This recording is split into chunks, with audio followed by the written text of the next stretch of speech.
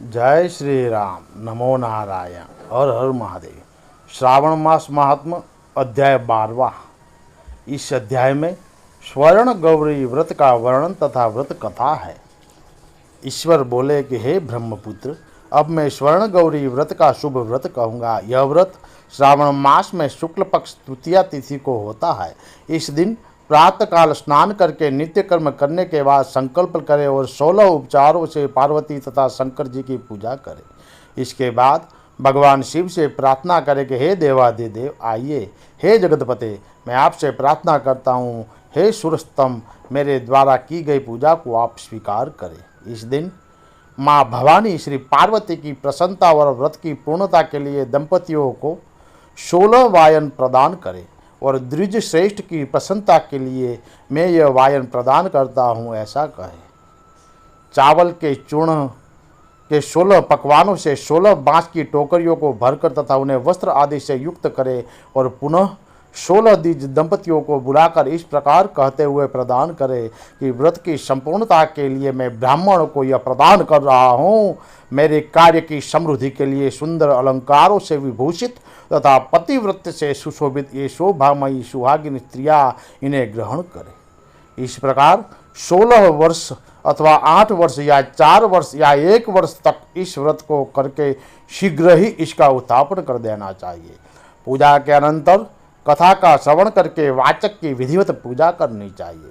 सनत कुमार बोले कि हे महादेव, हे प्रभु, इस व्रत को सर्वप्रथम किसने किया, इसका महात्म्य कैसा है और इसका उत्थापन किस प्रकार करना चाहिए, वह सब आप मुझे बताइए। ईश्वर बोले कि हे महाभाग, आपने उत्तम बात पूछी है। अब मैं आपके समक्ष मनुष्य को सभी संपदाएं प्रदान करने वाले श्री स्वर्ण गौरी नामक व्रत का प्रवर्णन प्रदान करता हूँ। पूर्व काल में सरस्वती नदी के तट पर सुविला नामक विशालपुरी थी। उस नगरी में कुबेर के समान चंद्रप्रभ नामक एक राजा राज्य करता था। उस राजा की रूप लावण्य से संपन्न, सौंदर्य तथा मंद मुस्कान से युक्त और कमल के समान नेत्रों वाली महादेवी और विशाला नामक 2 भार्याएं थी। उन दोनों में ज्येष्ठ महादेवी नामक भार्या राजा को अधिक प्रिय थी।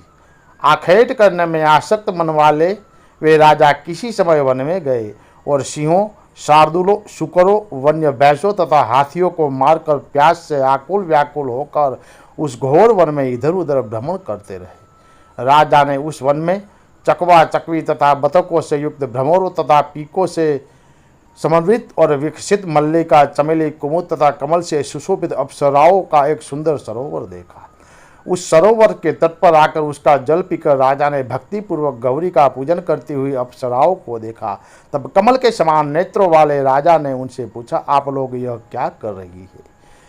इस पर उन सबने कहा, हम लोग स्वर्ण गौरी नामक उत्तम व्रत कर रही है।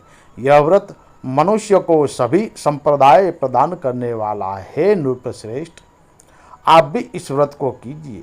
राजा बोले, इसका विधान कैसा है और इसका फल क्या है, मुझे यह सब विस्तार से बताइए। तब वे सारी स्त्रियां बताने लगी कि हे राजन, स्वर्ण गौरी नामक व्रत श्रावण मास के शुक्ल पक्ष की तृतीया को किया जाता है। इस व्रत में भक्ति पूर्वक अत्यंत प्रसन्नता के लिए साथ में पार्वती तथा शिव की पूजा करनी चाहिए। पुरुष को 16 तारों वाला एक दोरा दाहिने हाथ में बांधना चाहिए। स्त्रियों के लिए बाएं हाथ या गले में इस दोरे को बांधना चाहिए। यह सब सुनने के बाद संयत चित्त वाले राजा ने भी उस व्रत को संपर्क करके 16 धागों से युक्त डोरे को अपने दाहिने हाथ में बांध लिया। उन्होंने कहा कि हे देव दिवेश, मैं इस डोरे को बांधता हूँ, आप मेरे ऊपर प्रसन्न हो, आप मेरा कल्याण करें। इस प्रकार देवी का व्रत करके वे अपने घर आ गए। राजा के हाथ में डोरा देखकर ज्येष्ठ रानी महादेवी ने पूछा और सारी बात सुनकर वह राजा के ऊपर अत्यंत कुपित हो उठी।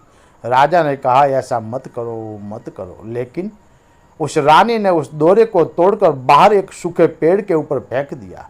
उस डोरे के स्पर्श मात्र से वह वृक्ष पल्लवों से युक्त हो गया। उसके बाद उसे देखकर दूसरी रानी भी आश्चर्यचकित हो उठी और उस वृक्ष पर स्थित टूटे हुए डोरे को उसने बाएं हाथ में बांध लिया। उसी समय से उसके व्रत के महात्म से वह रानी राजा के लिए अत्यंत प्रिय हो गई। वह ज्येष्ठ रानी व्रत के उपचार के कारण राजा से अत्यंत त्यक्त होकर दुखित हो वन में चली गई। अपने मन में वह भगवती देवी का ध्यान करते हुए मुनियों के पवित्र आश्रम में निवास करने लगी।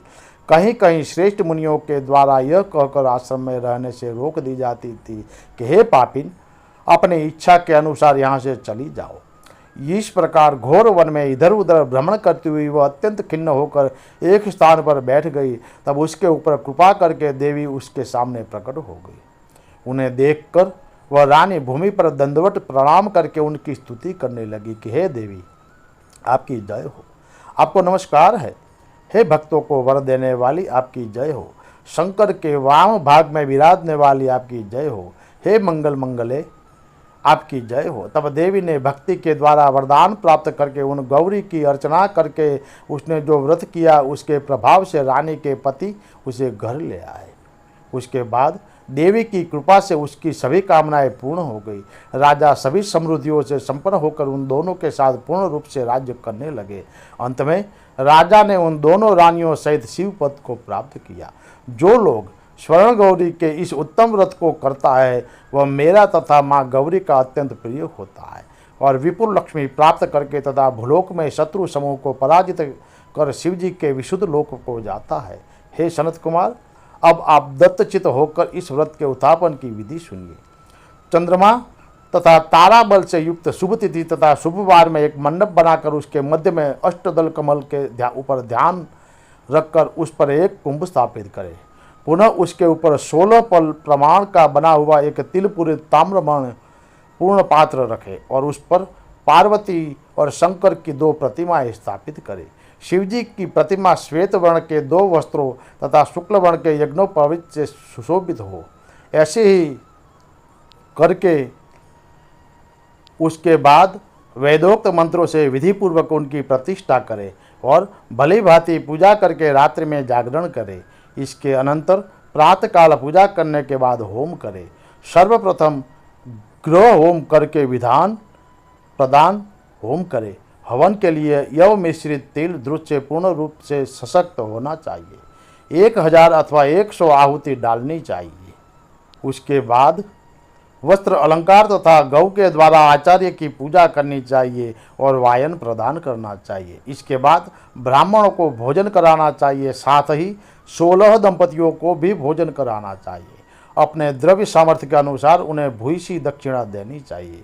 अंत में हर्षोल्लास से युक्त होकर बंधुजनों के साथ स्वयं भोजन करना चाहिए। इस प्रकार श्री स्कंद पुराण के अंतर्गत भगवान श्री भोलानाथ और सनत कुमार संवाद में श्रावण मास महात्मा में तृतीया में स्वर्ण गौरी व्रत कथन नामक 12वां अध्याय पूर्ण हुआ।